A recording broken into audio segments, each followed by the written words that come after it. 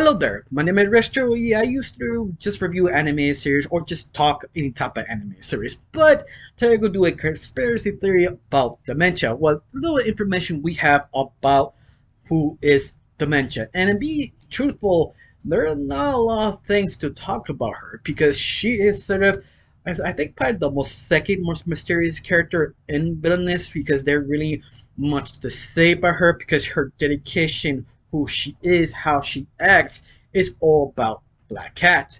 And that's it. Because she never talked about her friends, who she was, her real name, or anything. Because she's just sort of just there, obeying, part of basically Black Cat. You could say she's almost like a right hand man of Black Cat, and that's all you should know about her.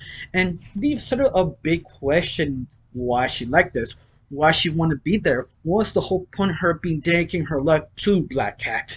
And that's what made her sort of fascinating, and to see how dedicated she is to some creature that never really notices only using her. But at the same time, I think this is the reason why a lot of people kind of compare her sort of to Harley Quinn. They're very similar, but at the same time, they're very different. I did talk about this in my non-spoiler reviews, but I'm sort of retraining something here that they are completely different and similar. The only difference is Harley Quinn is basically good or evil, depends what the runners want to make her, and Demencia is basically chaotic neutral, that she only cares what she feels to do, or basically just listen to Black Cat and that's all she is, a pawn. But at the very end, who she is basically probably the most interesting thing about her, that you really can't connect to anything. In fact, they make her very hard to give any sort of conspiracy theories links to anyone. I think one of the kind of the most simplest conspiracy theories out there in the fan base, that they just thought she was created like Dr. Flood. Like Dr. Flood created 505, so it makes sense Dr. Flood created her also, right? No, not really. There actually was a kind of short that actually explains their relationship and who they are. Basically, Dr. Flood explains that he kind of met Dementia at the same time she met Black Cat in the office. All Black Cat, Dr. Flood came with the plane and she came barefoot like usual.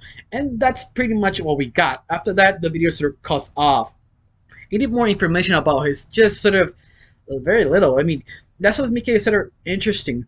But there are other theories that actually make a little bit more sense about her just using her name.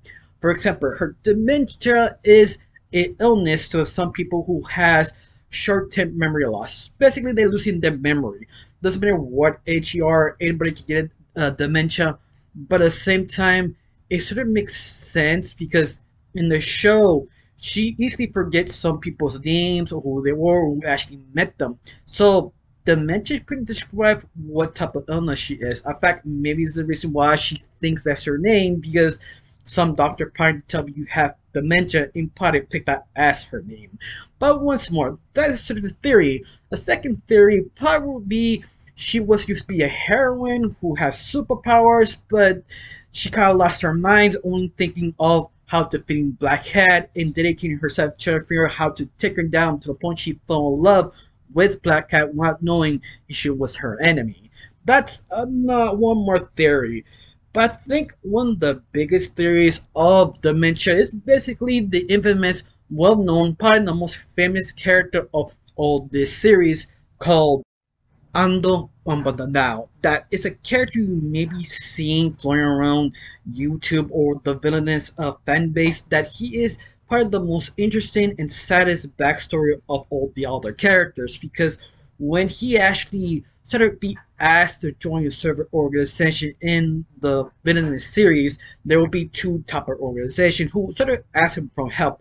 One is U2 and Can You Dance. These two organizations main purpose is basically to defeat Black Cat inside and out. The only way they actually can get out is maybe help with this character called Mandadao. But the only reason he joined or say yes to join this small organization is because he also favored to a friend. And so he tried to finally accomplish that favor. And the only problem is with all his results, and every time he trying to get more deeper and closer to the main goal, the more crazy he gets and loses his mind. His last recording of his formation was describing the final stage to go inside the organization, Black Cat, instead of a monastery and a bunch of hooded people who allowed them to wear sort of black hats. You wear this black hat, you actually be accepted. But of course, there's a twist. If the hat accepts you, you will give all the strength and attention in the world you have ever seen. But the only problem is, it's sort of a trade-off. You go crazy and you dedicate yourself to Black Cat. Sounds simple enough, but the only problem is you will go insane. And Bandandao actually tried the hat and he saw everything he needs to, but the only problem is at this point he went mad.